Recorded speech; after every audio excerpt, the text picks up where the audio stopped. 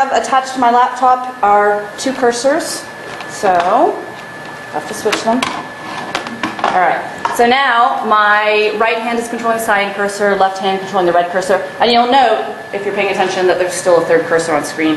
That's the one controlled by the trackpad. So this is all sort of low-level hackery because no operating systems allow you to separate the input streams. So I am sort of jumping in, grabbing these mice, seizing them from the system so they no longer control the system level cursor, and then I'm separating the input streams and using them. So I'm going to open an image, and this is where I have to use the system cursor to actually interact with the rest of the system, which is a pain.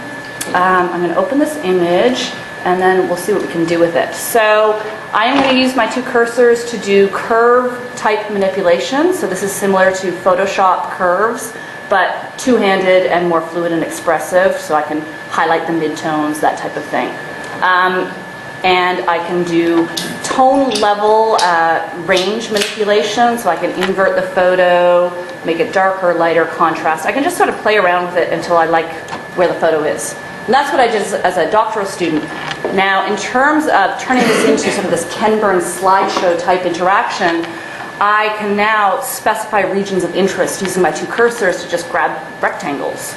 So I want to start up here on the bridge. I want to zoom over and get sort of the whole landscape. Then I want to come down and grab these figures. And as I'm doing this, you're getting like little thumbnails of my regions of interest that I've selected. Now I want to grab this figure, focus in on that, and note that I'm able to change aspect ratios. They don't all have to be the same aspect ratio, which actually can make people sick in the output depending on how badly you use this. But let's preview this, and what you can see is that in sort of 10 seconds,